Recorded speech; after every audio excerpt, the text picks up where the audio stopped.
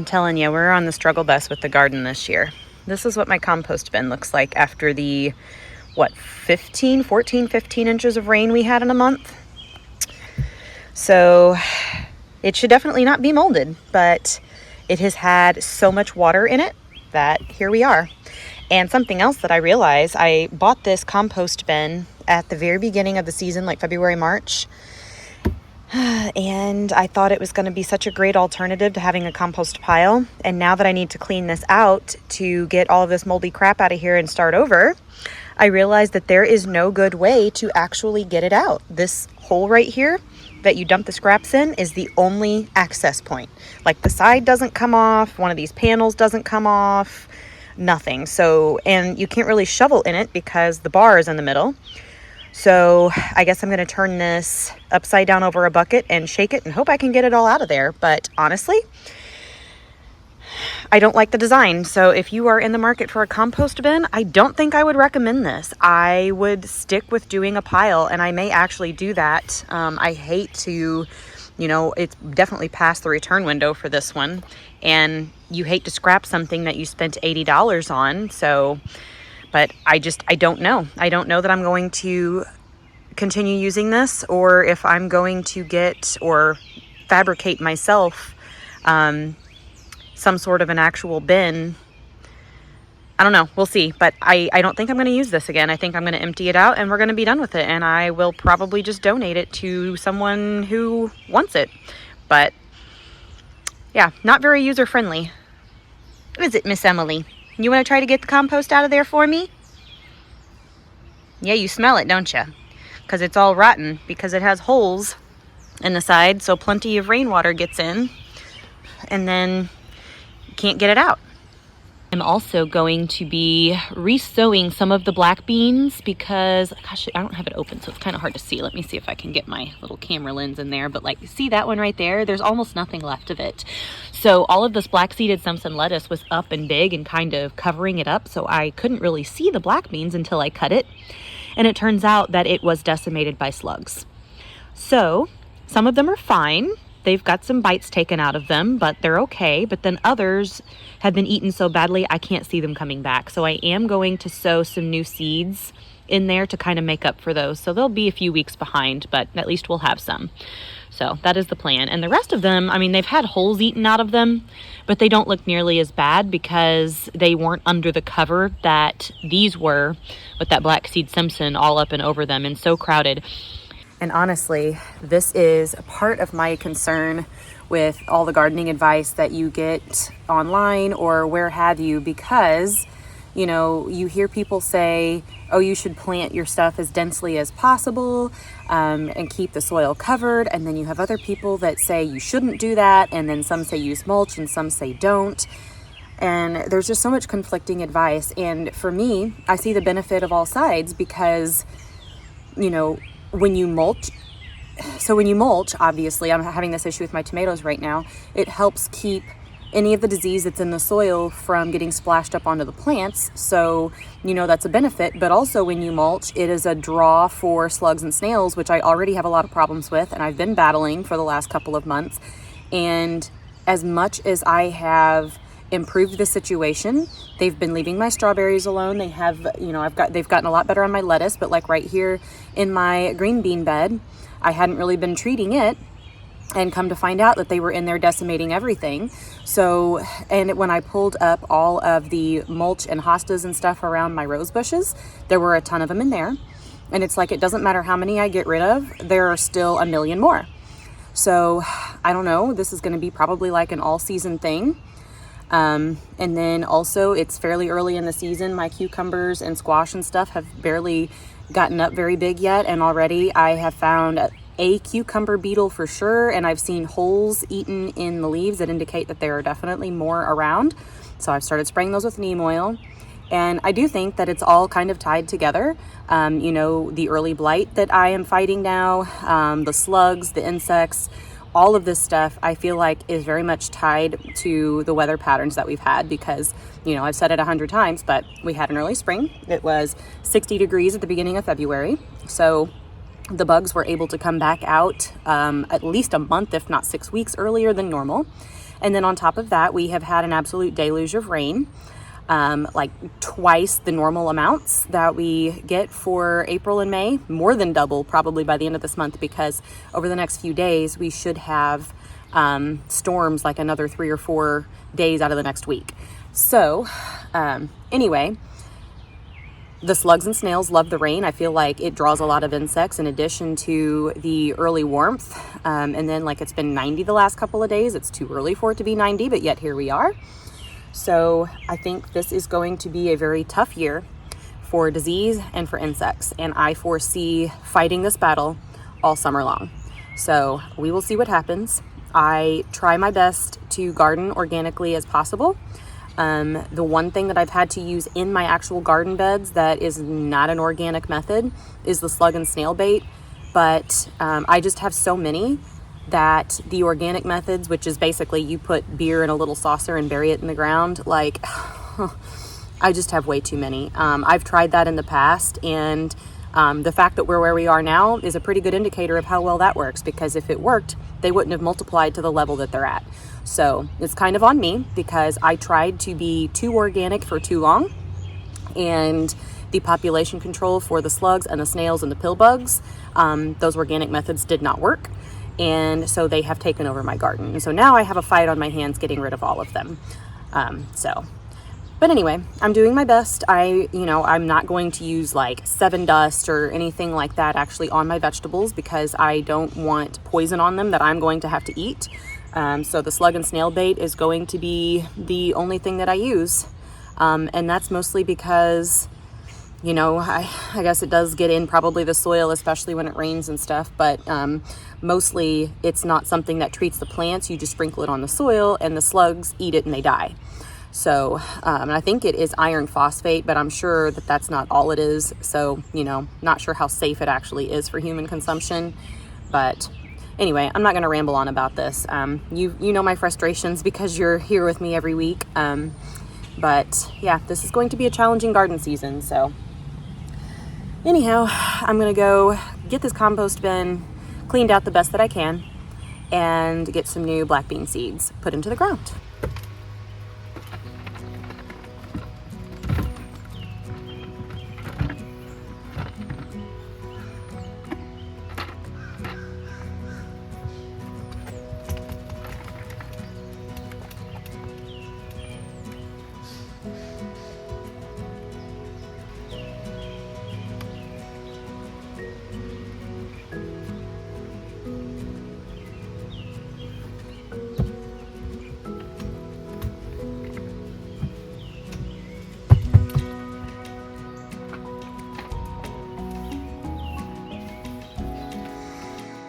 Good morning, Miss Emily.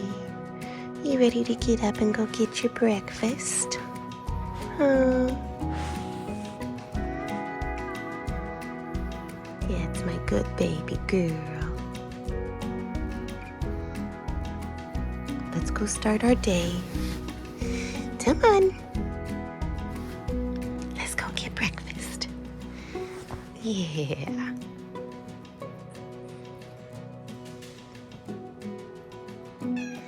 Here you go, my little ones.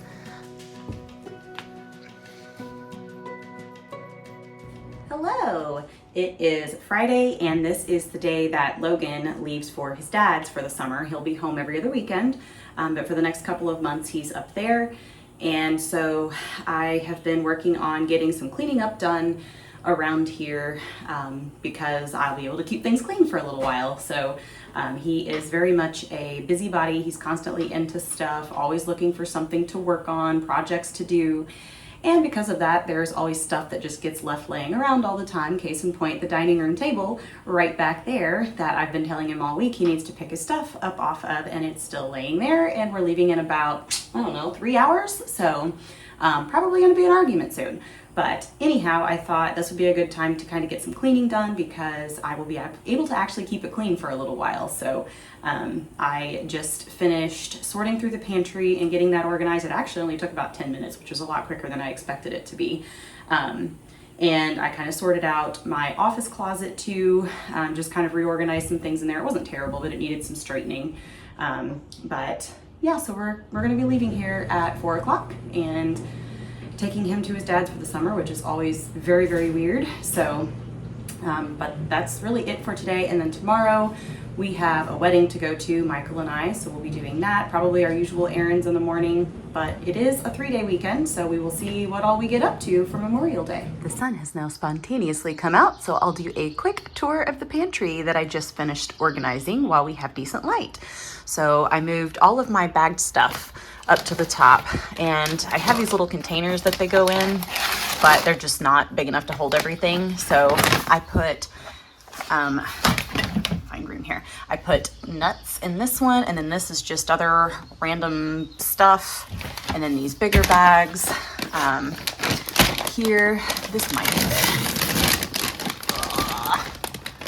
Kind of fits in there. And then the nutritional yeast, what's left of that bag I need to finish using up. I would really like to put a lot of that stuff in jars, but some of it I just don't have jars big enough. And speaking of which, all of my jarred stuff and then like dried beans are here. And I do have some jars I could probably transport those into.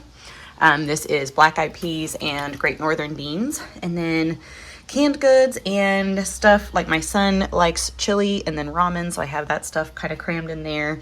And then just like random things, like this is powdered sugar that I use when I make birthday cakes for people, and then dang it, seaweed for when I make sushi. And then down here is kind of like box stuff and bulk stuff. So I have like ketchup, salt, soy sauce, ranch dressing, things like that that get used quite a bit. I always have some on reserve, and so I have that in there. And then this is matcha and stevia. This is the one thing that I couldn't really find a great spot for it. I did have it up on the top shelf, but I moved all of that stuff down here, and then everything that was here I moved up there because I use that stuff a lot, and so I didn't like having it down here where I couldn't really see it without getting down on the floor and looking in. So anyway, I put this here just because it's about the only place it fit, and I won't have much in there since school is out for the summer now, so won't really have, I guess like Logan will be home every other weekend and he'll probably eat some snacky stuff. Hunter just doesn't really eat at home, which I've said a million times on here. But then my steel cut oats, grape nuts, and then things like pastas, malto meal I have in there, some barley, the one little box of crackers that I still have, my rice noodles, so all of that stuff. And then down here is just kind of some overflow type stuff. I've got a couple of large containers. I don't like plastic, but when I have like holiday stuff here, if I've got a lot of leftovers, those will get used. And then like some extra jars, and then my vinegar, I always get the big thing of it because it's more cost effective. And then my parchment paper, aluminum foil, plastic wrap, stuff like that down here. So that's it. That's what I worked on earlier. And then this one I actually haven't touched, so I'm showing you this one raw and exposed, but this is where I keep most of my jars that I use for food storage. I've got 16-ounce ones here, there's some little 4-ounce ones and 8-ounce ones in here, and then this is all of the lids. And then I've got some in the fridge right now and dishwasher, but there's some of my bigger ones that are probably more like 20 or 24 ounces go here. And then glass storage, I try to keep that stuff stacked somewhat, but they definitely get rooted around a lot. Speaking of which, here's one of the jars. It was kind of like overflow. Now that there's room, I can stick it up there. And then these are little dish drying things. And then the few little plastic bits that I do have are in here. So that's it. That is the tour of the pantry. The blight is now showing up in my strawberries. This is exactly how it happened last year. It started in my tomatoes, and then I spotted it in the strawberries next. So we did not get rid of it, unfortunately. So it's here to stay. I'll be fighting it forever.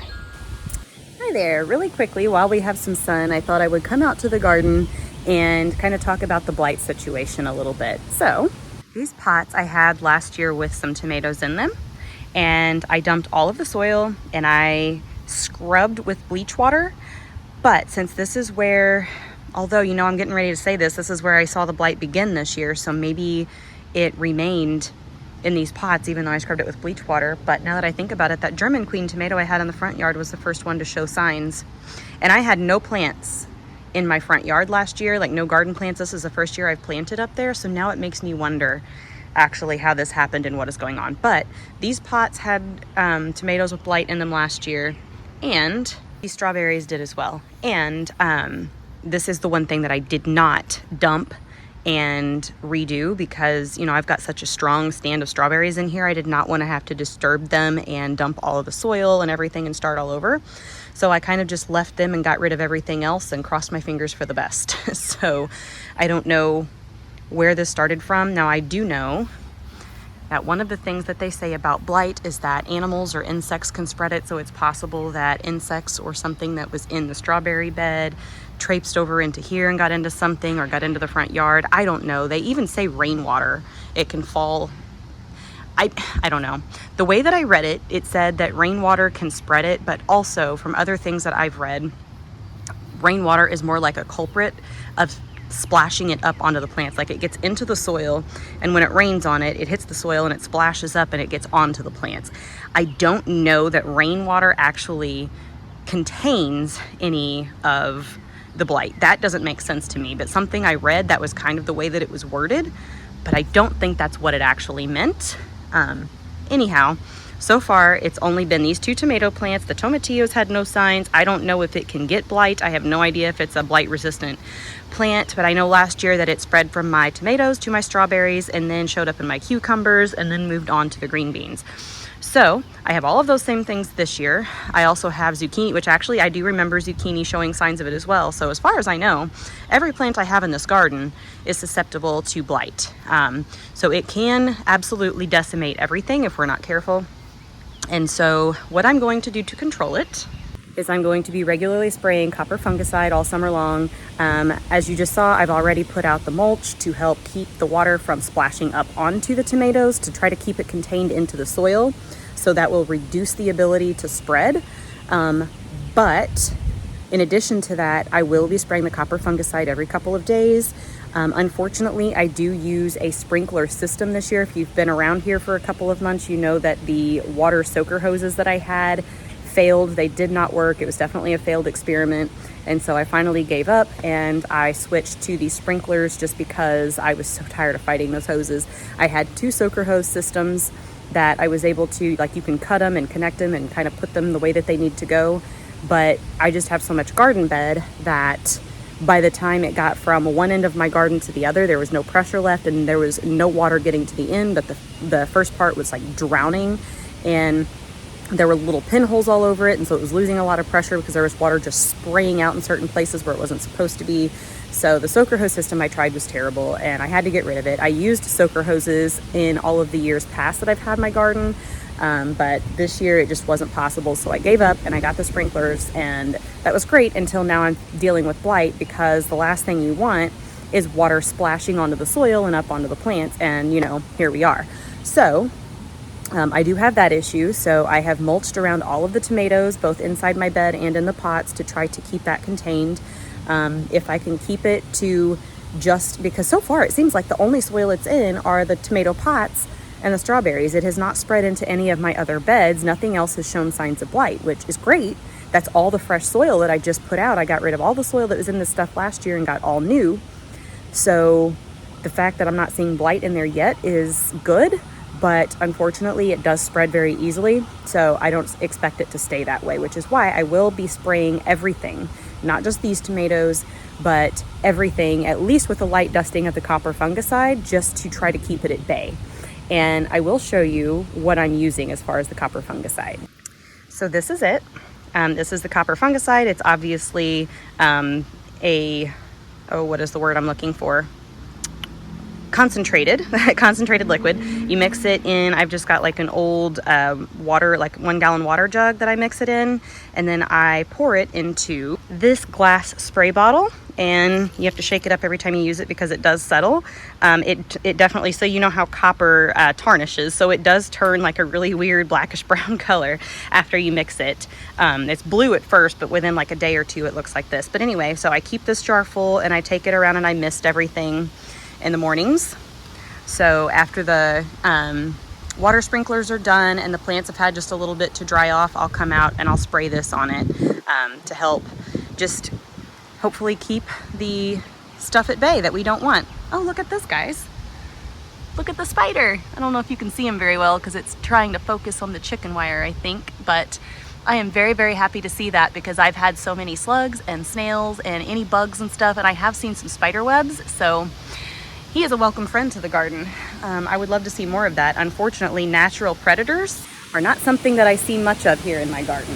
I'm trying my best. I mean, I know we have a ton of garter snakes because Emily has dragged them in, but they aren't in my garden. It seems like they always end up underneath of bushes and stuff over on the sides, and where I really need them is in my garden. And every time she's caught one, I have released it into one of my garden beds that's covered, but they don't stay there. They always take off. And I'm like, if you little things would just stay here, like, you would be the biggest help in the world. But I do have birds in my yard, but none of them come down and land in my garden, probably because Emily is out here, so they're no help.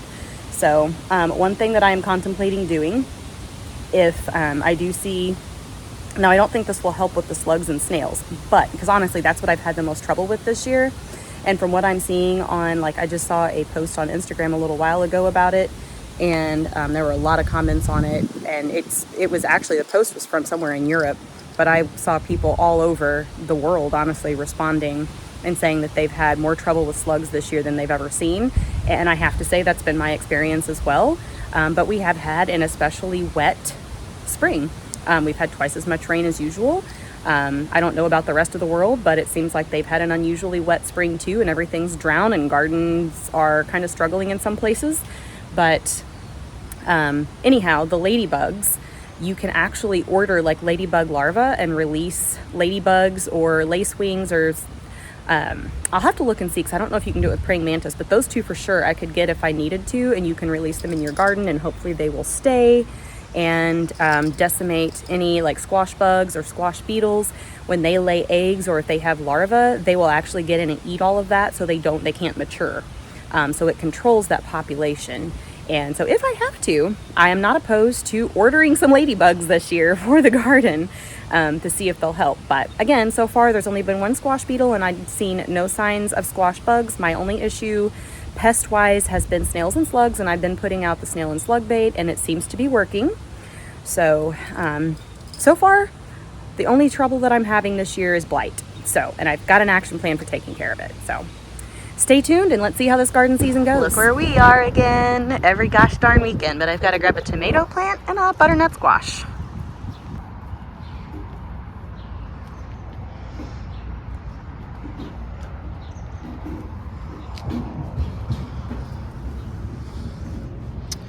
Ooh, I don't know. I don't see any butternuts yet. I think these are all the heirlooms.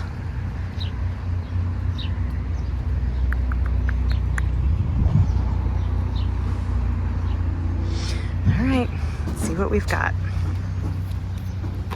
Okay, this has me wondering, because look. Is this where I got it from?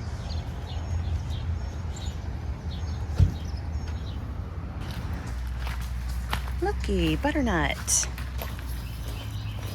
It's definitely getting past its prime. Oh, you know what? I need one plant. I don't need a whole thing of them.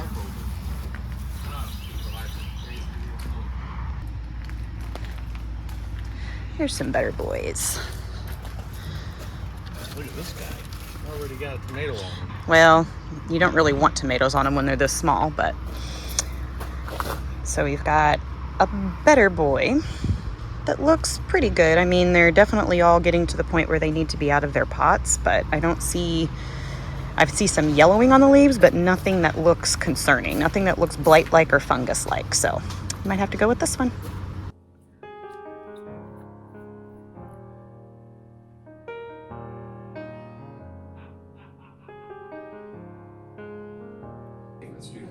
Connie, what a treat it is to see you. Look at him smile. He couldn't get enough of me. Show him if you're interested, an old friend of mine. All right, wedding ready. Not the most summery of dresses, but it does a great job of hiding that lower belly pre-period bloat, so it works. Made it to the wedding. Say hi, everybody. A wedding on the river with the barge coming over there.